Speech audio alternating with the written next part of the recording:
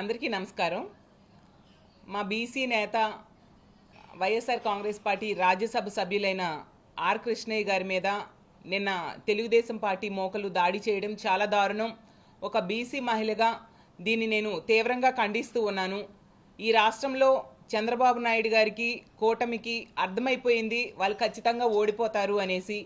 ప్రతి సర్వే కూడా వైఎస్ఆర్ కాంగ్రెస్ పార్టీ భారీ మెజారిటీతో మళ్ళీ అధికారంలోకి రాబోతుంది అనే విషయం చెప్తూ ఉన్న పరిస్థితితో ఒక ఫ్రస్ట్రేషన్కి లోనై ఒక ఉన్మాదిలా తయారైపోయే పరిస్థితి చంద్రబాబు నాయుడు గారికి తెలుగుదేశం పార్టీ నాయకులకి ఈరోజు ఈ రాష్ట్రంలో కనిపిస్తూ ఉంది.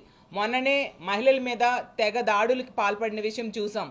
హోమ్ మినిస్టర్ గారైన తానేటి వనిత గారి మీద దాడికి పాల్పడడానికి ట్రై చేయడం, అలాగే పిన్నెల్లి రామకృష్ణ గారి సతీమణి మీద దాడికి పాల్పడడం, అలాగే విజయవాడలో బోండా ఉమా తాలూకా కుమారుడు దళిత మహిళల మీద దాడికి పాల్పడడం, అలాగే బనగానపల్లిలో తెలుగుదేశం పార్టీ మోకలు వైఎస్ఆర్ కాంగ్రెస్ పార్టీ మహిళల మీద దాడికి పాల్పడడం, ఇవన్నీ చూస్తూ ఉంటే వీళ్ళు ఎంత ఫ్రస్ట్రేషన్కి లోనవుతున్నారు అనే విషయం అర్థమవుతూ ఉంది.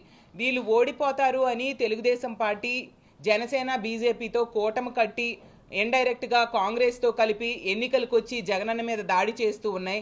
కానీ ప్రజలందరూ కూడా వన్ సైడ్గా వైఎస్ఆర్ కాంగ్రెస్ పార్టీకి సపోర్ట్ చేస్తూ జగనన్నకే జై కొడుతూ ఉన్నారు. ముఖ్యంగా జగనన్న ఈ 5 ఏళ్లలో బీసీ, ఎస్సీ, ఎస్టీ, మైనారిటీలకి, మహిళలకి అగ్రతాంబూలం ఇస్తూ పరిపాలన సాగిస్తూ ఉన్న విషయం మనం చూసాం. ఈరోజు రాజ్యసభ సభ్యులుగా 4 బీసీలకి జగనన్న అవకాశం ఇవ్వడం జరిగింది. అలాగే బీసీలకి ఒక బీసీ పక్షపాత ముఖ్యమంత్రిగా జగనన్న నిలబడడం మనందరము చూసాము.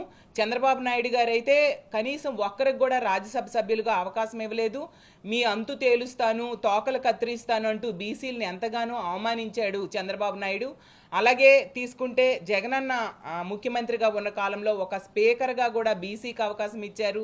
11 మంది మంత్రులుగా బీసీలకు అవకాశం ఇవ్వడం జరిగింది. ప్రతి సంక్షేమ పథకాల్లో కూడా 80% పైగా బీసీ, ఎస్సీ, ఎస్టీ, మైనారిటీలే లబ్ధిదారులుగా ఉన్న పరిస్థితి చూసాము. ఏకంగా అసెంబ్లీలో చట్టమే తీసుకొచ్చారు. నామినేటెడ్ వర్క్స్లో, నామినేటెడ్ పదవుల్లో బీసీ, ఎస్సీ, ఎస్టీ, మైనారిటీలకి, మహిళలకి 50% ఉండాలి అని చెప్పి ఇంతగా ఈ వెనుకబడిన వర్గాలకి, మహిళలకి అవకాశాలు ఇచ్చిన ముఖ్యమంత్రిని ఈ రాష్ట్ర చరిత్రలో కాదు దేశ చరిత్రలో కూడా మనం ఎక్కడ చూసిన పరిస్థితి లేదు. ఇంతగా జగనన్న వీళ్ళకి గౌరవించి ఒక రక్షణనిచ్చి అవకాశాలు ఇచ్చి పదవులు ఇచ్చి ఈరోజు బీసీ, ఎస్సీ, ఎస్టీ, మైనారిటీలు చాలా సెక్యూర్డ్గా ఈ రాష్ట్రంలో బ్రతికే అవకాశాన్ని కల్పించడంతో రానున్న ఇంకొక 3-4 రోజుల్లో ఎన్నికలు జరగబోతున్నాయి. రాష్ట్ర ప్రజలందరూ కూడా ఈ వర్గాలన్నీ కూడా జగనన్నకు సపోర్ట్ చేయడానికి సిద్ధంగా ఉన్నాయి. వాళ్ళందరూ కూడా ఏకపక్షంగా జగనన్నకి ఫ్యాన్ గుర్తు మీద ఓటేసి గెలిపించడానికి సిద్ధంగా ఉన్నారు. దాని వలన దాన్ని తట్టుకోలేక ఇలాంటి పనులకు పాల్పడుతూ ఉన్నారు.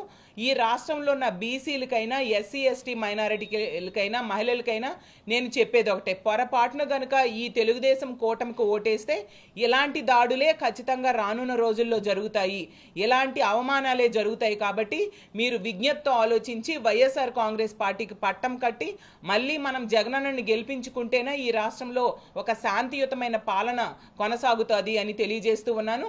కాబట్టి 2024 జగనన్న వన్స్ మోర్ అనేది ఖాయం. అందరూ కూడా బీసీ, ఎస్సీ, ఎస్టీ, మైనారిటీలు జగనన్నకి మళ్ళీ ముఖ్యమంత్రిని చేసుకోవడానికి సిద్ధంగా ఉన్నారని తెలియజేస్తూ ఉన్నాను.